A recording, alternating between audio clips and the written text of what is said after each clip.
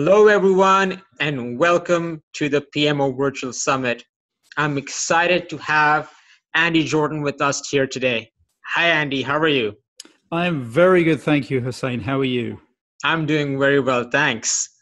Just so that everybody knows, and I'm sure everyone's curious, Andy is going to be talking to us about, are you ready to lead a PMO?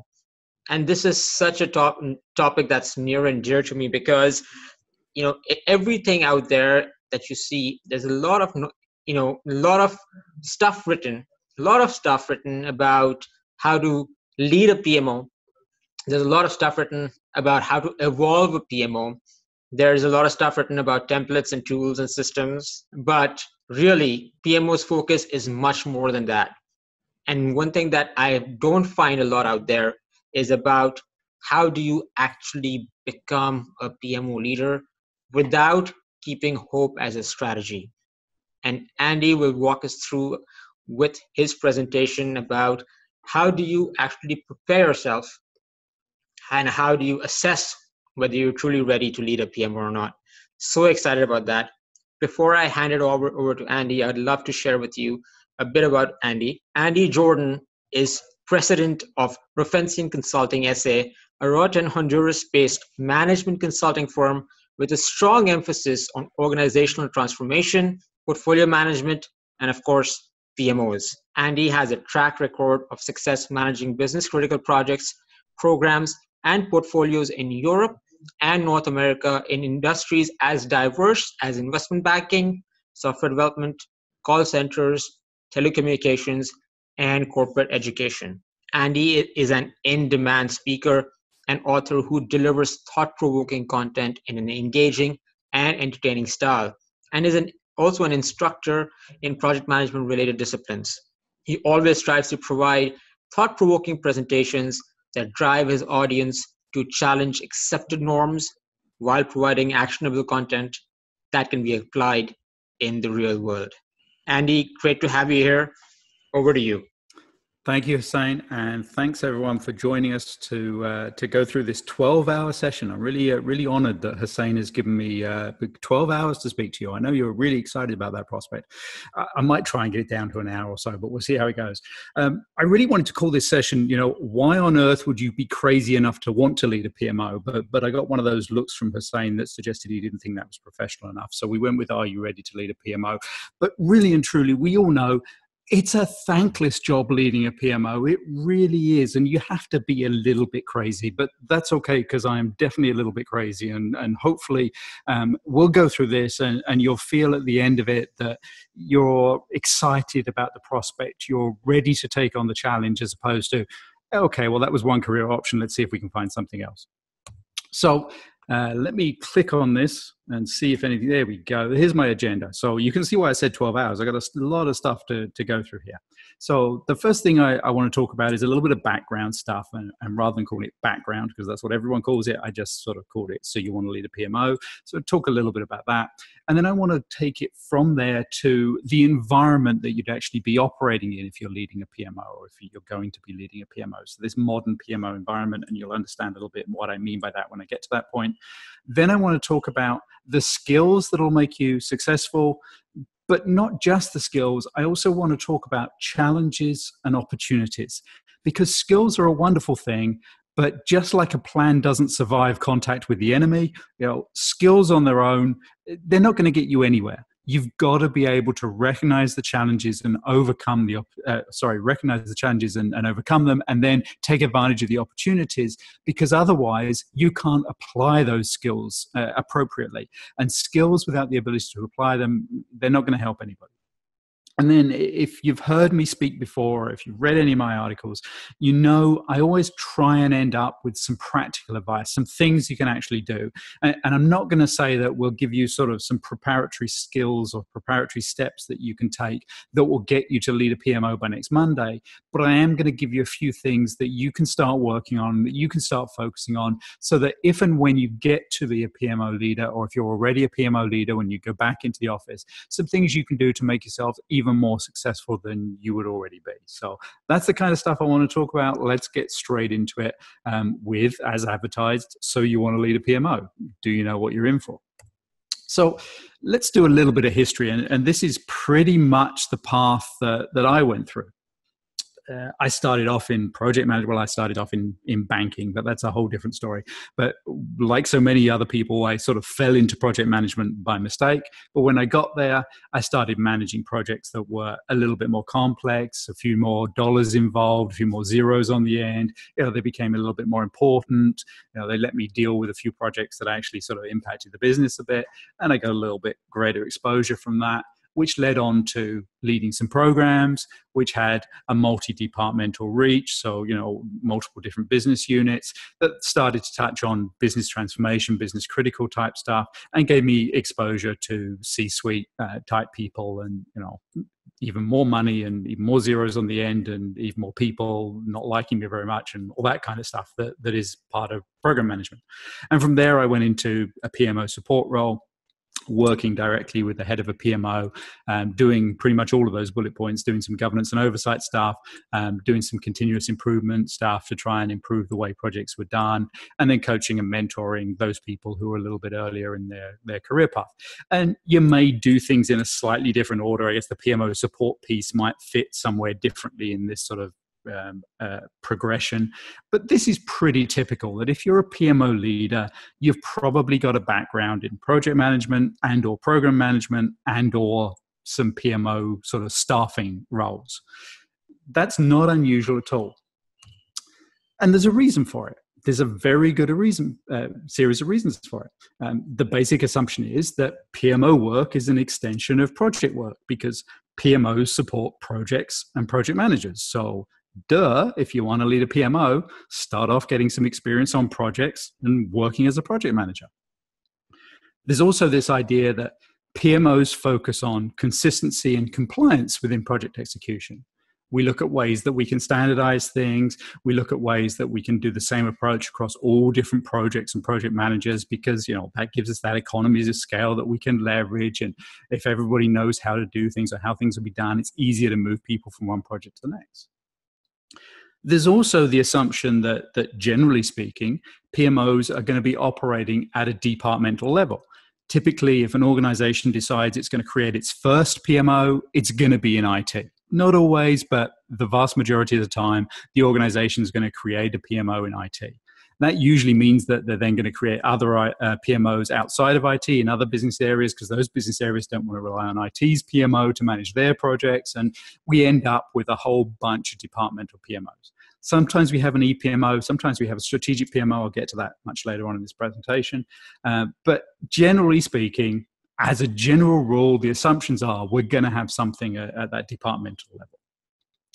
The enterprise PMO, if it does exist, is in most cases an exercise in economies of scale. We're trying to manage costs by consolidating a bunch of departmental PMOs into an enterprise PMO that really and truly hasn't changed much. It's just only got one leader instead of 8 different leaders. There's also this assumption that in most organizations, PMOs are focused on traditional waterfall-based project delivery. The general consensus is that even though a lot of PMOs started in IT, the agile bit doesn't really fit very naturally with what PMOs are. PMOs have been around longer than agile in most organizations. And so their infrastructure, their reporting, their consolidation of information, the way they communicate is built around a traditional plan-driven project management approach. So agile is a little bit uncomfortable fitting into it. And so the PMOs, unless they radically change, and there's not a lot of incentive to do that, aren't able to effectively manage multiple different delivery approaches. So these are the assumptions that historically have taken us along this path towards a PMO leader who has a background in project management. Well, here's the first thing you might not like. All of these assumptions are 100% wrong. This does not reflect the reality of the way PMOs should be today. It may reflect the way PMOs are in some organizations. It does not reflect what PMOs need to do to be effective and efficient in today's world. Because today's PMOs have to have a business focus. We're going to be talking about that a lot throughout this presentation. They have to be driven by results, not by results of projects against constraints, results of the business. We'll talk about that more as well. They have to support all projects and all methods. That doesn't just mean agile and waterfall. It means all of those hybrid variations of agile and waterfall that fit along that continuum. They have to be proactive. We're not interested in just standardizing the same approach. We're interested in improving the quality of project execution for business performance. And they have to be drivers of change. This is what a PMO has to do today. And that's different to the PMOs of the past. So it follows, if PMOs are different, PMO leaders have to be different as well. They can't be like that old model. They have to operate differently. So that's the premise that we're going to go through today. That's what we're going to talk about. And that's what I want you to keep in mind all the way through this session. PMO leaders of today and of tomorrow going forward have to be different to what you might think of as a PMO leader from your earlier career. It's not the same thing. So let's talk a little bit more about this environment, this modern PMO environment. If you don't understand that environment, how are you going to be able to lead it effectively? So I know this is a little bit of a busy slide. Bear with me, I'll go through it. Let's start on the left-hand side. We'll look at the diagram in a second. We're still going to have multiple PMOs. We're still going to have this departmental PMO model, at least for the foreseeable future, because it kind of makes sense. We want the PMO close to where the work is being done for different reasons, but we want the work to be done without a lot of communication gaps or communication steps away from the PMO. So having a departmental PMO makes perfect sense, but those PMOs are going to be working together. That's going to be critically important when we come to deliver these programs or the multi-departmental initiatives or the enterprise portfolio, strategic portfolio that crosses all the different business areas. The PMOs have to work in alignment to allow that to happen. This second point here, the first one in orange, is critical because this is the piece that leaders often miss. The PMO is a business function, not a project function. The PMO is a department. Projects have a beginning, a middle, and an end. We know all this stuff. They do a unique product as service. Yeah. We know all that definition stuff. The point is they don't stay around forever. They do their thing and then they go away. So they have a charter. A PMO, unless it's a program office specifically set up for a single individual program, doesn't go away. It stays around, just the same as the sales office or the marketing office or finance. And it needs to have not a charter, but a business plan. It's a department of the business that has goals and objectives, or should have goals and objectives set for every given year, every given reporting period, and has a business plan to achieve those goals and objectives, just like every other department in the organization does. That is critical. It has to be managed in exactly the same way as those other business departments. If you are the head of sales, your executives will tell you to be successful this year, you need to improve sales by this amount, improve profitability by this amount, whatever it might be. There's 2 or 3 goals and objectives that you have to achieve. You establish a business plan with your management team to deliver on that and hopefully hit all of your sales targets. And if you do, you get a nice fat bonus. If you don't, you don't get the bonus. And if you consistently don't, then you better make sure your resume is up to date because you're not going to last very long. That's exactly how the PMO should be managed. It should have goals and objectives that are set by the executive team each year. It should develop a business plan to achieve those goals and objectives, and it should expect to be judged on its ability to achieve results. Simple. The PMO demonstrates value. It achieves those goals and objectives by enabling business results to happen. So the leadership team, the executive team, shouldn't be telling the PMO, you'll be successful if you do 12 audits this year, or you'll be successful if you have governance oversight on 80% of our initiatives. That's not driving business value. You'll be judged as a PMO leader in this modern environment by your ability to help the organization achieve goals and objectives. Think about it from a macro level for a second. There's a limited number of dollars that are available for an organization to invest. They have $1 million, $10 million, $100 million, doesn't matter what the number is. They have a limited amount of money that they can invest to achieve goals and objectives. Projects are the way that those goals and objectives are achieved. They'll invest in innovation, in cost reduction, in customer satisfaction, whatever the different categories might be. What's important is not the individual projects. What's important is the return on the investment, getting to a sufficient level that it delivers the goals and objectives. So that's what the PMO has to enable: effective project delivery to achieve those goals and objectives, those business results. So that's how we need to be judged. That's how we need to think. The projects themselves are the vehicle by which those goals and objectives are achieved, but those projects can be replaced. We have a limited amount of money, $1 million, to achieve $1.5 million in revenue, or whatever that number is, whatever those goals and objectives are. If we're investing in a project that doesn't look like it's going to pull its weight, it's not going to contribute what it needs to contribute, we kill that project and we do something else. We divert the investment somewhere else. So we as the PMO can't get hung up on individual projects. They're just the vehicle that enable us to achieve the business results. It's a new way of thinking. It's a different way of thinking. So with that framework, let's look now at the diagram on the right-hand side, because these are the key areas of focus for a modern PMO. Long-term vision support, just starting up there in the 10 o'clock position. This is the idea that we don't just exist from year to year, from annual planning cycle to annual planning cycle, because that doesn't really exist anymore. And I'll talk about that in the next point. But we're there to help the organization achieve that 3 to 5 to 7 to 10 year plan, the vision that it sets for itself. We make sure that the work we do is not only hitting the goals and objectives for this year, but also contributing to moving us closer to that long-term vision. The adaptive planning piece, that's the idea now that we don't just plan annually. We don't just set goals and objectives in, August, September for the following January to December period, but instead we do that financial planning in August, September, whenever it might be.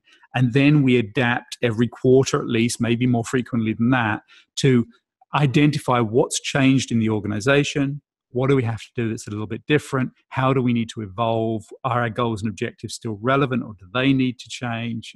Et cetera, et cetera. Portfolio management is a key part of the modern PMO. We're going to talk a lot about achieving business results in this session. The way that happens in many organizations is through portfolio management, managing a strategic portfolio or a departmental portfolio of initiatives to achieve those goals. That logically sits within a PMO framework. It may be directly part of a top-level strategic PMO, but every PMO in the organization has to support it. Benefits delivery, it's larger on here simply because it's fewer words and therefore the font could be bigger, but it's also large because it's one of the most important elements of this. Benefits delivery is very simply the idea that on time, on scope, on budget doesn't matter. On benefit is what's important. We'll talk about that in a little bit more detail later on as well. Empowered project execution is the idea that our project team own and drive the changes that they need to deliver in order to achieve all this other stuff. They don't have to do a change request and then wait 3 months for someone to approve it because it's too late at that point. They're empowered to drive the change. Then they have to ask for forgiveness instead of permission, if you like. So that empowered project environment is a key part of the PMO's role. And then the enterprise-wide focus, I don't care if you're an IT PMO or a marketing PMO, you still have to look at the entire enterprise because everything you do will touch on them in some way or another. IT, that's easy to understand. We support technology for all the different business areas, but it applies equally well to a lot of other areas as well. So that's sort of the PMO and value delivery. Let's talk a little bit about alignment. And I've touched on some of these ideas, but let's just sort of put it down here in black and white, or black and orange and white, I guess.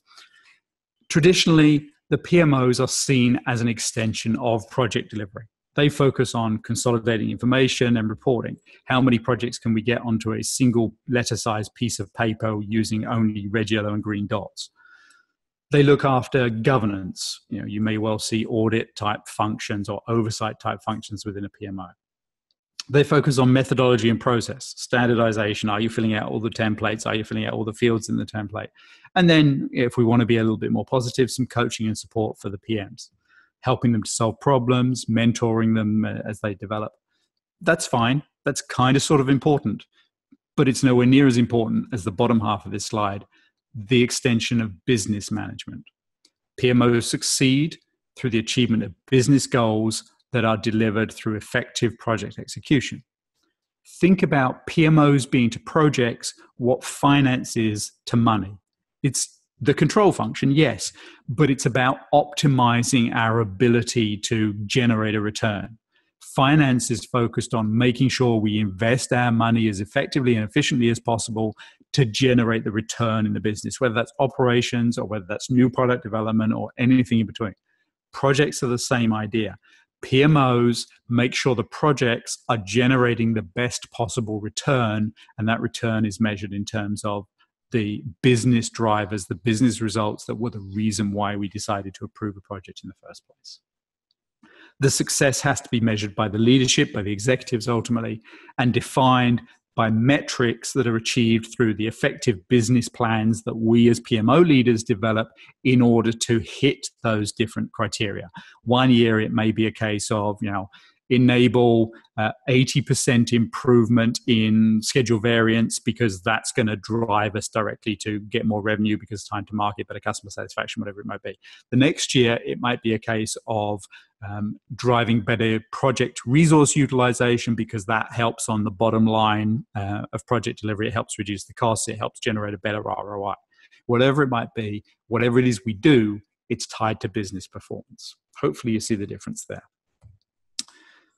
To do that, the relationships nominally might not be that much different, but the way those relationships work is certainly different. If you look at the diagram here, you'll see that we've got leadership at the top. Well, PMO's always sort of been accountable or answerable to some kind of leadership function, whether that's departmental heads or executive teams, C-suite. And they definitely work above or around project teams. That piece is fairly obvious. They probably also have relationships with stakeholders, whether or not you would say it was all stakeholders or just selective stakeholders at this point in time. I don't know. It depends on the organization, but certainly resource owners, customer representatives, those kind of people have relationships with the PMO. And there may be relationships already with different business areas, depending on how many PMOs you have in your organization and how that structure actually works, whether you have a matrix or a silo-based organization. But the way that this works in a modern PMO environment is that the PMO is not just sitting there in the middle, it's the hub. It's connecting all of those pieces together. It's the enabler, the catalyst, if you like, for business performance. So unless that effective PMO environment, that PMO structure is in place, the chances of consistently delivering success is greatly reduced. The risks increase dramatically. So that role is crucially important to the organization today. And by extension, obviously, the leader is crucially important to the organization today. So if the leader of that PMO environment is vital to success, what are these must-haves that give you a chance of being successful? So this isn't anybody's fancy quote. This is just my views on the world. And this is something else that you might not like, and you're probably reading ahead of me. But I can take an experienced and successful business leader, and I can give him or her the project skills they need to lead a PMO within a month. But I cannot always take an experienced and successful project manager and give him or her the business skills they need to lead a PMO, even if you gave me a year. Now, don't get upset with me that I'm saying project managers don't make good PMO leaders. That's not what I'm saying at all. I am saying that the skills that are needed to lead a PMO are much more focused on the business side. And it is much easier to take somebody who already has those business skills and give them the project management or project leadership type of skills they need than it is to take someone who's only got project management skills and try and get them to develop business acumen. That's a much harder set of skills to develop, especially without much experience. That said, a lot of today's PMs, but not all of them, but a lot of today's PMs do have a business understanding. They are starting to manage their projects for benefits rather than just the triple constraint. But understand the message behind this. It's not project managers suck and business managers are wonderful. It's much harder to develop the business skills. So if you have those skills already, regardless of what your current job title is, it's much easier to evolve into a PMO leadership role. Hopefully that makes sense. If not, you've probably all disconnected already and I'm here talking to myself. Well, I guess Hussein, because he's sitting there listening in the background. So let's talk a little bit about the skills prioritization. Which skills are more important? Well, I've just said business skills are more important than project skills. Projects are the vehicle for delivering business results. So yes, the project piece is important, but the business results are the key element. Those are the piece that actually achieve the benefits. Those are the ones that give us the wins, if you like. And the decisions that we take in our projects are driven by the need to deliver goals and objectives. Historically, in the past, we may have changed a project because it was running late. We have to deliver on schedule, so we're going to cut some features, or we're going to spend a bit more money, or add another person, whatever it might be. We're juggling that traditional triple constraint. If the schedule is running long, we adjust scope and or budget in order to bring schedule back.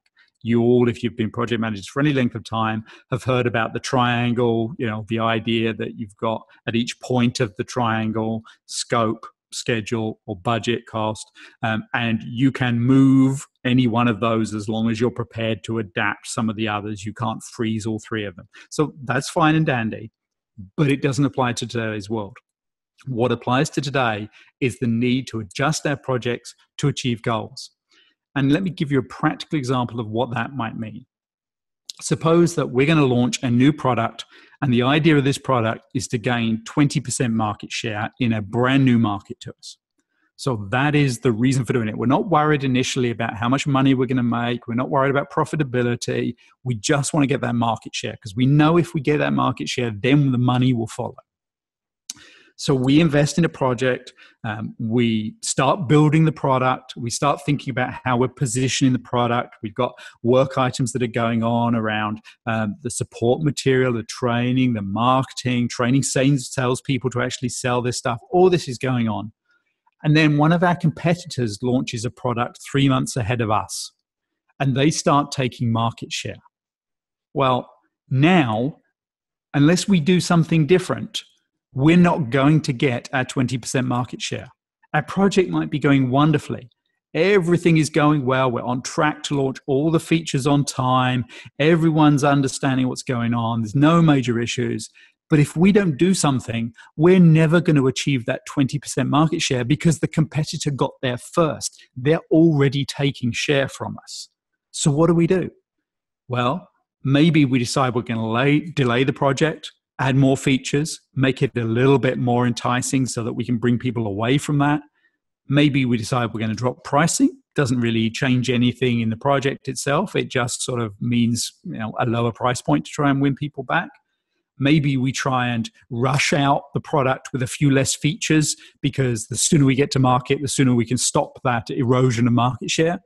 I can't tell you what the right thing to do is. It depends on the scenario of the organization. It depends on the scenario of the product.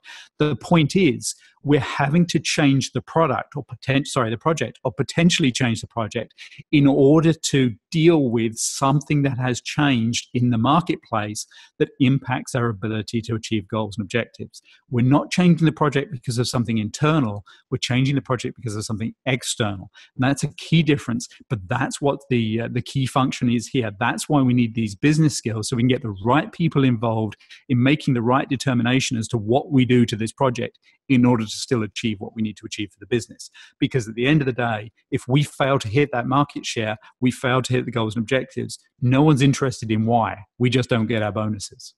We also have to recognize that individual projects may be sacrificed to achieve the overall goals. We know that inherently, but it becomes much more pronounced in this world. We may decide, we're going to abandon that market completely. We're going to change our goals and objectives, or we're going to target another market because there's no way we can recover. Nothing wrong with the project, but it gets killed because the world's moved on. PMO leaders are the face of those business decisions to the project delivery areas. Our project managers, our project teams have to understand why the work that they're doing is being done. What is the business driver? What is the business benefits that have to be achieved? That's what they need to understand. And they need us as PMO leaders to provide the context and the purpose for the decisions, the approaches, the projects, in order for them to understand the answers to those why questions. We also, as PMO leaders, have to create a project environment across all projects of this empowered execution. If the project manager on that project that I just described understands they need to be able to do something to get market share back, they can talk to their team. They can say, hey, what can we do? Can we add some features without really sort of losing any time or costing more money? Can we get it out quicker if we cut a few things here? What would the impact of that be? The team understands better than most people what can be done. They are empowered to make those changes. They don't have to write a report, making a recommendation, send it up to 5 levels of management approval and wait 3 months for it to come back with a yes or a no. They are empowered. Your job is to deliver this 20% market share through this project. You find a way to do that, even understanding that the world has changed. You have authority to do that. You are empowered to do that. That's on the project managers, but the PMO leader has to create an environment where they feel comfortable and confident to do that without fear of reprisal or without fear of incrimination. And then, of course, we have to make sure, as I've been talking about several times, that we prioritize this on-benefit piece over the idea of the triple constraint. Nobody cares if you're a little bit light on features, and a little bit expensive if you still hit that 20% market share or whatever it is. On the other hand, everybody cares if you're on time, on scope, on budget, and hit 5% market share. You've failed, even if the project is successful in historic terms. You also need to have a very diversified set of skills as a modern PMO leader. You own an environment that has waterfall, agile, and hybrid. That doesn't mean you have to be an expert in every single one of those areas. In fact, I would prefer it if you weren't an expert in every single one of those areas, but you do have to be able to manage and assess and understand the implications of all those different projects. Agile purely is fairly straightforward. Waterfall purely is fairly straightforward, but increasingly we're seeing this hybrid approach, which isn't a single methodology. It's just, a consolidation or an amalgamation of agile elements and waterfall elements, and that becomes much more complex if we're not careful. But we need to be comfortable managing those environments and helping our PMs to manage those environments, or whatever the equivalent role is if you don't have PMs on agile. We have to make sure that we, as a PMO, are agnostic as to which approach is used. We use the best methodology or the best combination of methodologies for the project that has to be delivered. We don't care whether we use more waterfall or more agile or more hybrid. We just choose the best tool from the tool belt for the job that we have to do. And of course, the PMO leader has to be accepted and respected by those waterfall teams, by those agile teams, by all those hybrid teams. There also has to be diversification across all business areas. Even departmental specific PMOs have dependencies with other areas. Think about this goals and objectives thing. If you are leading a project that has an objective of reducing costs by $1 million this year, the likelihood is that's not the only cost reduction project that's going on in the organization. There may be another project somewhere else that's trying to cut costs by $2 million or $500,000 or whatever it might be. Well, if your project ends up falling short, you only achieve $750,000 reduction instead of $1 million, all those other projects now have to make up that shortfall. So there's a relationship between them, whether or not you've got any direct work relationships or not. Same thing, if they fall short, you have to make up the difference. So those relationships exist. And increasingly, we're also seeing, and I mentioned this briefly earlier, PMOs are accountable to a strategic PMO that drives enterprise-wide strategic portfolio management. So you may well find that there is a strategic PMO or a subset of the enterprise PMO in some organizations that is accountable for portfolio management of those major business transformation initiatives, the 3 to 5 headline projects that the organization does every year. Those PMOs don't operate directly through project teams. They operate through departmental PMOs because that's where the relationships with those project teams already exist. So you may find that some of the project teams you're accountable for are assigned to those business transformation, strategic initiatives, and you have to help manage that relationship because you're closer to the work than the strategic PMO. That's an important part. Another example of the diversified skills that you need to succeed. You have to have soft skills. Well, duh, that's pretty obvious, right? I mean, you can't succeed as the leader of PMO if you don't have good soft skills. You do generally have formal authority. Certainly, you have more formal authority than a project manager will usually have. There's some kind of positional power, but you shouldn't be relying on it. You should be creating an environment where you're inspiring and motivating and empowering people rather than just sort of managing them, telling them what to do, whatever it might be. Emotional intelligence is the key to managing directly and indirectly such a different group of people. What do I mean by emotional intelligence? It's really this idea of understanding what's driving people, understanding what makes different people tick, and more importantly, understanding how to adapt your style and approach to that so that you're always getting the best out of each individual, even if all those individuals are different personality types, which of course they are.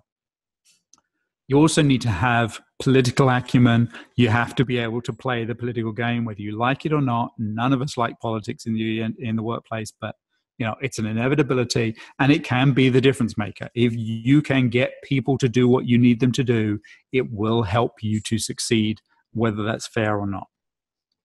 You also have to recognize that the application of soft skills isn't consistent. PMO leaders have to be continuously adapting to different audiences. Even if you're dealing with the same stakeholder from one project to the next, it's a different context for that stakeholder, a different driver, a different role that they may have. So you have to be able to adapt to that audience and that situation. I also want you to realize that the golden rule is wrong. You've probably heard the golden rule of treat others the way that you want them to treat you. That's wrong. Treat others as they want to be treated, not as you want to be treated, because those people are not you. They're individual people. That goes back to the emotional intelligence. Understand what makes individuals tick and get them to respond by giving them what they need, giving them that stuff that makes them tick. Treat them as they want to be treated, not how you want to be treated. All right. So those are the skills, but what about the challenges? Because, skills are great, but let's face up to reality. Things are always a better role in PMOs. Well, you're dealing with multiple interests. I cut this off here because the words were getting too small, the font was small, but I could have gone on for days on this. But, then it really would have been a 12-hour presentation. And trust me, you don't want that. So let's start with leadership. And my points here, the pink boxes or salmon boxes or whatever color they are, these are what the interests, what the drivers, what is happening within these different groups. So the 4 under leadership and 3 under the others are characteristic attributes, things that leadership or business areas are doing. So leadership has shifting expectations. I guarantee it. They may tell you to do one thing one day, but the world will change and they'll want you to do something different tomorrow. It's not because they're being difficult. It's just a reflection of the way that the world works. And the greater the scope, the greater the reach of your PMO, the more likely you are to suffer from this because the more different business areas you're touching. They often give you an unclear mandate, and this is definitely their fault. It's their problem, but it's something that you as the PMO leader has to deal with. A friend of mine will say, if the leadership hasn't given the PMO a clear mandate, don't do anything. I get it, and I don't necessarily say that that's wrong, but I also realize that you can't sit there with your arms folded saying, I'm not going to do anything because you haven't told me what to do. That's a short way to get out of a job. But you do have to recognize that leadership doesn't always understand how the PMO benefits the organization. So they sometimes need a little bit of help in establishing what is the mandate, what is the purpose of the PMO, what are those business goals and objectives that they want you to focus on. If you start setting them yourself, then all you're going to do is give them an excuse to say, well, that's not what you should have been focusing on. And, it's a thankless task. That leads on to this idea that there's a misunderstood purpose. Quite often, leadership doesn't understand why they're investing in a PMO. I know that sounds like lunacy, but it is the truth. Go ask a C-level executive or even the manager that the PMO leader reports to, or certainly their boss, and say, hey, what's the purpose of the PMO? A lot of them will tell you the purpose of project management, but they won't necessarily tell you the purpose of the PMO. And then maybe the most critical of all, the bottom there, the failure to empower. They tell the PMO that what they wanted to do, but then they don't give it the authority, the skills, whatever it might be to actually make that happen. Different business areas, well, they have their own priorities, and it's not the PMOs. They also have their own bias, whether that's conscious or unconscious. They care about what makes them successful. The department head of any department does not succeed just because the organizational goals and objectives are met. They have their own goals and objectives that have to be met, and that directly impacts their bonus at the end of the year. They're potentially even them having a job at the end of the year. So that's what they focus on. And that priority is different to your priority where you're trying to balance across the whole organization. That's a challenge for you that you have to overcome. They are also very defensive. The PMO is not on their side. Even if you are, I guarantee it, they think that you are the enemy in some form. And they may not treat you exactly that way, but they don't think you're a friend. And then you don't need me to tell you that stakeholders are often not engaged. When those stakeholders are from different business areas, they're really not engaged until they're absolutely 100% engaged because you haven't given them what they need, and you need to put that right this second because otherwise you're useless. Project teams, well, project teams perform inconsistently. We know that. They will quite often go back to this idea of prioritizing the triple constraint over business outcomes because it's what they're comfortable with, it's what they know, it's what they were trained for. And they always have conflicting priorities. There's very rarely a PM that's only assigned to one project, so they're trying to balance different priorities, and their priorities are not always your priorities. Other PMOs quite often have a misalignment of purpose, especially at a departmental level. If you're trying to manage a project across multiple different business areas and they're looking more at their own internal things, their own internal projects, they're not necessarily caring about supporting you. That can cause some challenges. There's quite often unclear accountabilities. If you're leading a project that is led by your group but has resources from another group, are those people accountable to you? Are they accountable to their PMO? Are they accountable to somebody different? How does that work? It's sometimes unclear. And there's quite often gaps or overlaps between the different PMO accountabilities, especially when organizations don't have a PMO in every business area, only a subset of them. Within the PMO itself, you're not immune from having challenges or conflicting interests. There's quite often a lack of vision or purpose, either from leadership or internally as to why you exist, what you're trying to achieve. You quite often have insufficient, rarely too many, but occasionally, but usually insufficient or the wrong resources, the wrong skill sets. And of course, you have shifting priorities, and you're expected to herd cats and walk on water while leaping tall buildings in a single bound, and it's not easy to do all of those things at the same time. In fact, I'd like to see it. So those are the multiple interests that you're dealing with. You also have numerous variables. Nothing stands still. It's horrible leading a PMO these days because everything is moving. It's like trying to nail jello to the wall while walking on water, leaping tall buildings in a single bound and herding cats. Everything is moving. The goals and objectives of the organization are dynamic. They're shifting because the world is changing. That means that portfolio initiatives are changing. The scope of individual initiatives, but also what's in and what's out of the portfolio. You're going to have continuous performance variances because projects don't go according to plan. You're going to have projects that have already finished and you think you've forgotten about them, but then the benefits that are actually coming from those completed projects, or at least the deliverables that they put out there, are coming in different from the benefits that were signed up for in the business case. So now you've got benefit variances, which means that we're going to have new projects or changes to existing projects to try and make up those benefits variances, because otherwise we don't hit the goals and objectives. And again, we fail. We got relationships with Lord knows how many different stakeholders, and all of those are changing all the time because we're dealing with people and people are inconsistent. And isn't that annoying? But it's the way that the world works. And then, of course, internally, we've got our own priorities, and all of these things are impacting all those other things. And you are having to manage all of this and get it perfectly right every single time. And you wonder why I think you're crazy to want to be a PMO leader. These things are shifting. Most of them you can't even begin to control. You just have to deal with the fallout.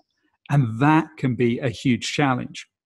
And if you don't believe me, you just wait till the next slide coming up in a minute and you'll see exactly what I mean. But you have to be prepared to accept these challenges, because PMO leaders are not forgiven for shutting the door and hiding in the corner while sucking their thumb and rocking back and forth slowly. You have to accept these challenges. You have to take them on. You have to deal with them, because you can't run and hide. It's not allowed. It's a pain. It would be so much easier if we could, but they don't let us do it. So PMO leaders have to be able to adapt and adjust instead. And that's where having project experience helps. But we must also, while we're adapting and adjusting in our project delivery stuff, we have to be continuously focused on making sure the business is achieving its goals and objectives. The business performance is happening, even if those goals and objectives are shifting continuously, and they will. And that's where having business skills and business experience helps. We have to recognize that the PMO only succeeds when everything is aligned and when we're collaborating effectively. We have to put the needs of the organization ahead of our PMO or the collective set of PMOs. And we also have to recognize that what is defined as success one day isn't going to be successful another day. We're continuously evolving. The way we're judged is going to evolve. We may have a totally different set of goals and objectives next year than we had this year. That's just the way of the world in PMO land. So what are the implications of this? Well, yes, I know. You've already jumped to the red stuff at the end. From a leader's perspective, leaders get it right every single time. Just ask them. They'll tell you they are perfect. They set exactly the right goals and objectives that any effective organization should be able to hit. But then they handed them off to you and said, go deliver this stuff through the projects, and you messed up. And now they have to recover because you're incompetent. And they have to come up with new goals and objectives just because you didn't do what they asked you to do. And by the way, you suck. Other business areas, well, it's obvious to them that you don't care about them. You care about somebody else more than them. They don't know who that somebody else is, but it sure as heck isn't them. So you're deliberately holding their projects back. You're setting them up to fail by putting other departments ahead of their needs. It's your fault that they're not going to achieve their target. It's your fault that they're not going to get a bonus and they're not going to buy that new Porsche this year. It is your fault. You suck. Other PMOs, well, you're not working in a collaborative fashion. You're just there trying to sabotage them. They're trying to do their work and you're stealing their resources or telling their resources to do something different. You're never working the way that you should be working in an aligned and collaborative fashion. You're just there trying to protect your own interests, even if it costs other PMOs. And by the way, you suck. And then the project teams. Well, I don't know why it's so hard for you, PMO leader, to give project teams the complete picture of what's going on. You only ever give them half of the story. You always hold the rest back for some selfish purpose. And then you constantly change your mind and you probably deny ever changing your mind. So the project managers have no idea what they're supposed to do. And that's your fault. But they're going to take the blame. Anything that goes wrong, they have to carry the can because you have to walk on water and be seen as perfect. And by the way, you suck. It's not a lot of fun being a PMO leader. You sure you still want to do it? You really want to be a PMO leader? It's really not much fun. But okay, I'll grant you there are some opportunities as well. Every cloud has a silver lining. PMO leaders, all joking aside, make a difference. The PMO leader of 5-10 years ago was largely an administrative role that didn't really get a huge amount of job satisfaction from, putting in place a new template or getting a, hey, you didn't suck too much from a project manager. But today's PMOs really make a difference. They have a much broader range of influence than most other roles in the organization. They influence project managers and teams, obviously, but also other business areas. And they get a chance to work with everybody from C-level executives who are sponsoring major transformative initiatives, all the way through to frontline staff working on project teams. PMO leaders also gain much greater insight into what is driving the business forward. They're right at the heart of that evolution, that growth of the business. They work with business planning. They see all of the different project-based solutions and the difference those actually make to the way the organization operates. And you've also got the chance to have a much longer focus than most operational roles. And that's something that is tremendously exciting. It's also selfishly, when we're thinking about our own careers, The PMO is the business in microcosm. What do I mean by that? Well, I'm not going to go through all those circles around that diagram. You'll be pleased to hear. But think about what a PMO has to be accountable for. It's all those things, and all of those things could just as equally apply to any other department that you put in the middle. I put PMO in the middle because that's what we're talking about. But you could put sales, you could put finance, you could put marketing, you could put engineering, you could put operations, you could put IT, you could put anything in there. It's about all that stuff. You're running a business in microcosm. So if you gain experience leading a PMO, then you are developing yourself to be a skilled leader that can take on a very broad range of leadership positions in the future. You're gaining a unique combinations of skills and experience that nobody else in the organization has. And at the same time, you're developing relationships across all of those different business areas, which if you manage them appropriately and deliver results, will set you in very good stead when you're trying to compete for those other leadership roles.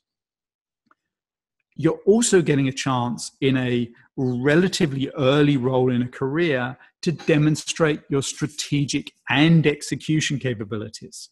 So you're bridging the gap between that strategy and execution piece. That's a powerful combination that you can really leverage going forward. This is a tremendous opportunity that very few roles in the organization have.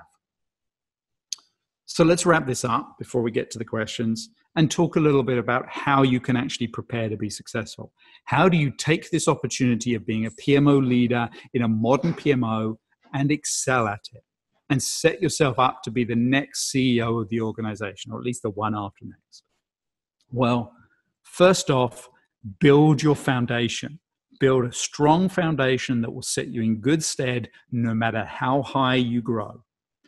Develop and demonstrate those business skills. Show an interest in your employer's business drivers. Why are they doing what they're doing? And how is that driving customer value and by extension, business value? And what's the relationship between customer value and business value?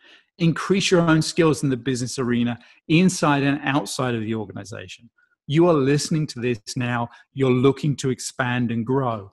Find those other opportunities in your industry, in your profession, in your organization, in your community that will allow you to develop business skills, business understanding, organizational understanding. The second piece of this, and I think this is something that a lot of people forget and a lot of people think isn't important, stand for something.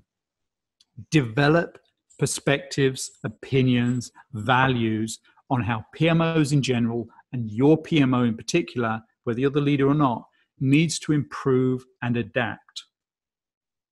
And establish yourself as understanding the role of the modern PMO as opposed to the traditional historic PMO and why that is important. Recognize also that you don't have to apply for the first PMO leadership role that's put in front of you. You probably should apply for it because it's good experience, but even if it's offered, if it's not the right opportunity, don't be afraid to turn it down.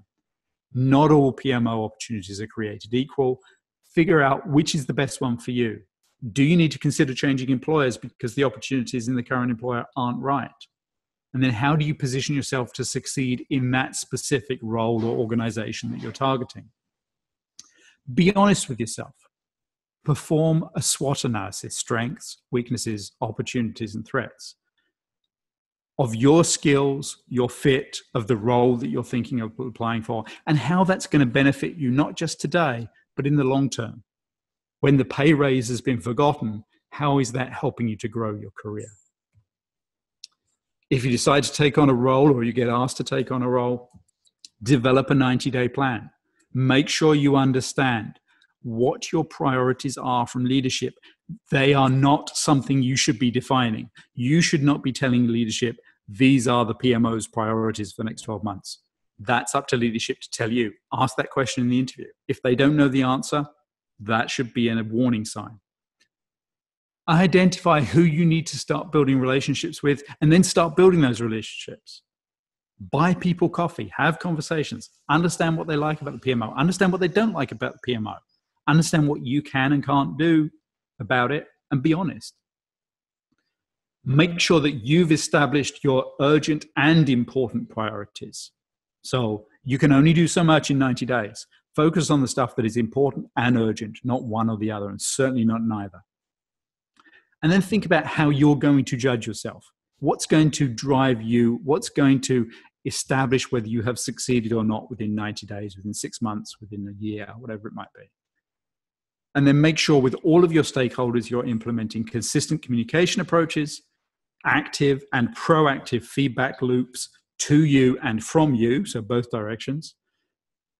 And make sure you're actually doing that consistently with everybody. I know it's a lot of work. I know it involves a lot of communication, but it's an investment of your time and effort that is well worth it.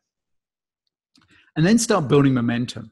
Once you take on a role, start building speed, start accelerating, start running. Develop, implement, and adjust your business plan to achieve the goals and objectives, the mandate that has been set by leadership. Deliver those business results that are driving value for the organization, not just the PMO. And make sure that all of your stakeholder groups feel like they're engaged and contributing. If one of your stakeholder groups doesn't feel as though they're part of the solution, that's your fault. Do something about it. Address challenges immediately and directly. Ignoring problems is not a leadership strategy that works. It will fail 100% of the time, if not more. And then evolve your personal roadmap for success. Where are you headed and how are you going to get there? Because, and this is the final thing I'm going to say before we get to the questions, I started this session by saying, you've got to be crazy to want to be a PMO leader. But you know what? You kind of got to be crazy not to want to be a PMO leader, because the opportunities that are there are absolutely awesome. For the right person with the right skills, the right opportunity gives them a springboard that they can not only be successful today, have a rewarding job that they can go home from feeling every day they achieve something, but also it launches a rewarding career, or as a next step on a rewarding career that can take you as far as you want to take it. And that's something that can't be said for a lot of roles in organizations today. So with that said, Hussain, back over to you, and let's see if we got any questions. Andy, thank you so much. That was amazing. It was like drinking from the water hose right now. Such a mix of, groundbreaking reality, if you will, sort of shattering some of the traditional concepts, very forward-looking, somewhat deflating, and a whole lot of inspiration and motivation, all packed into one, Andy. That was well, I have to beat you down before I can build you up, right? Absolutely. And if you get up, you're up stronger and better. For sure. Thanks so much for that, Andy. I'm sure our viewers have really enjoyed that, and I'm sure they have a few questions in their mind. So I'm going to go ahead and ask some of them on their behalf. The first question is, you talk a lot about business leaders in your presentation. Mm-hmm. Can you give some examples of the roles these business leaders play, and why would they want to become PMO leaders?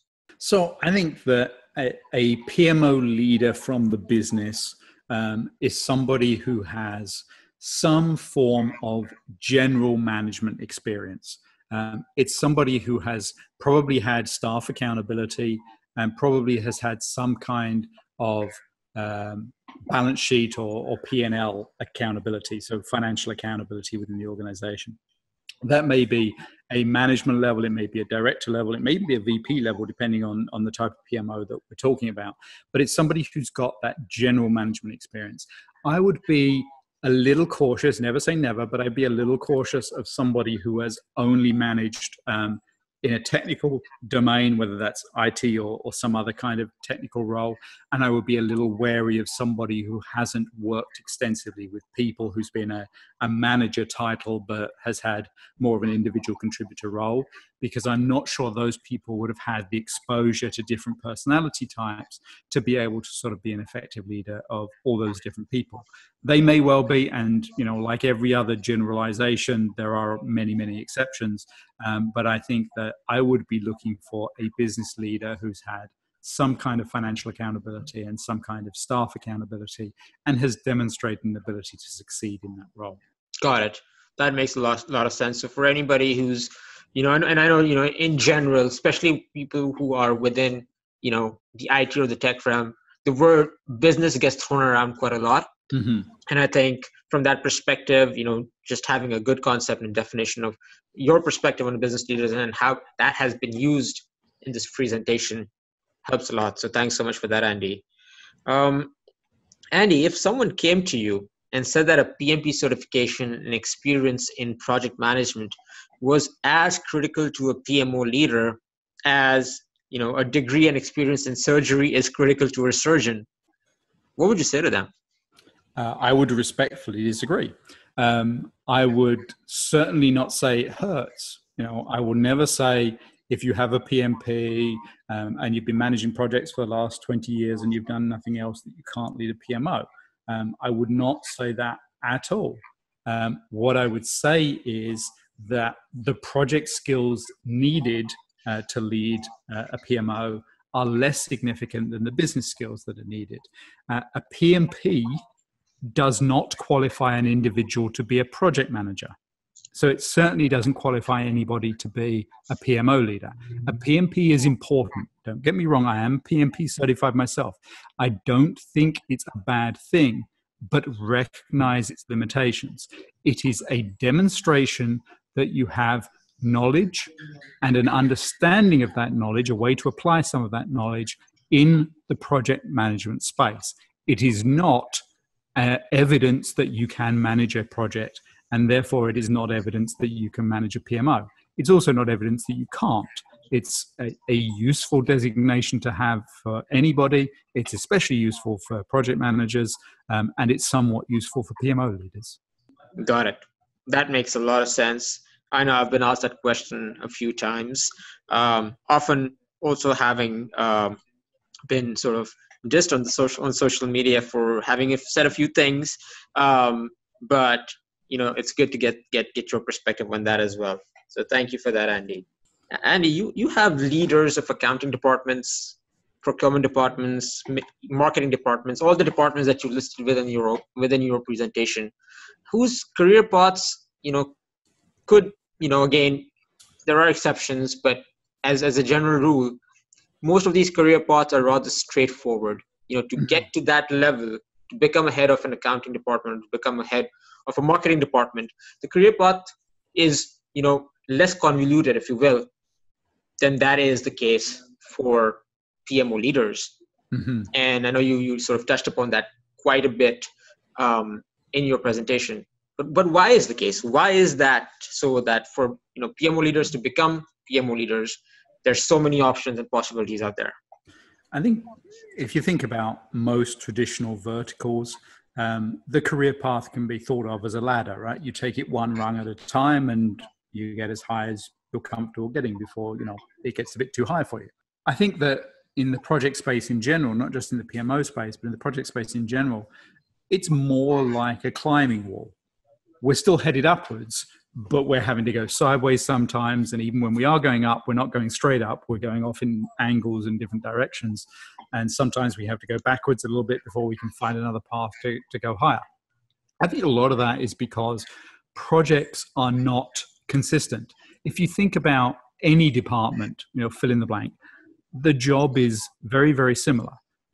You do the same thing from one year to the next. It's usually an annual cycle that you go through, or seasonal cycle maybe. Projects, it's not consistent at all. You may still be a project manager, but at the end of the day, every project is different. Every project has something different to offer and demands something different from you. And therefore, you have to have a more diverse skill set, and that opens up more opportunities. You can still go junior project manager, intermediate project manager, senior project manager, and keep going up that way if you want. But you can also jump to the business, back to projects, over into technology or engineering or operations, back to projects. It's a lot more opportunities, a lot more control. Got it. That makes a lot of sense, Andy. That makes a lot of sense. Now, I know you talked a lot about, the traditional PMOs, right? You talked about that mindset and that having, going back, 10, 15 years. But the reality is that there's still a prevalent number of stakeholders and PMO sponsors who see the PMO through the traditional lens. So what can PMO leaders do to shift their perspectives? Well, the first thing they do is they listen to this presentation. The next thing they do is listen to all the other presentations that you're going to have as part of the PMO Virtual Summit, because I know that there's a lot of people are going to be singing from the same song sheet. But then I would get those leaders to ask themselves one simple question. And that question is, what is the return on investment for the PMO cost? PMOs aren't free. You've got 2, 3, 5, 10 people taking a salary, taking benefits, taking up space in the office that has to be rented, using equipment that has to be bought and used and supported and maintained. There's a cost associated with having a PMO. What's the return on investment? It's not, or the answer is, I don't know. That's something that the leader, the sponsor of a PMO, should be looking to do something about immediately, because a PMO won't survive if it's not delivering value. One final question for you, Andy, and that is, what are some of the resources that you recommend PMO leaders turn to develop their business and soft skills? I would say that the first thing you can do is look inside your organization. Look at the annual report and accounts, assuming that it's a company that produces those and makes them available. I would then say, start looking at your industry. Start looking at the key publications or websites that apply to your industry. And I don't mean project management or PMOs, but whatever vertical it is that your organization operates within. And understand what the drivers are there, because that'll tell you what the trends are that are impacting your company and your industry as a whole. Then I would start looking at the business-focused publications in your geographic region, because that'll tell you about what's going on in that space. And that is a really good springboard to take your business knowledge towards where it needs to be. Beyond that, just focus on what interests you, because you're going to learn more if you're reading something or watching something that you find interesting and holds your attention. So beyond those sort of simple baselines, whatever works for you. Makes a lot of sense. And thank you so much for that, Andy. Thank you once again for being a part of the PMO Virtual Summit. It's been a pleasure having you here. Thanks, Hussain. I've enjoyed every minute of it. And thanks, everybody, for watching. Yes, and for everyone who's watching out there, if you need to get in touch with Andy, you have all the information right there, his email, his Twitter handle, as well as his website. Get in touch with him. He definitely has a ton more, like he mentioned, 11 hours more worth of information ready for you. Thank you once again, Andy. Thank you for being with us. Thanks, Hussain. Have a great day. You too.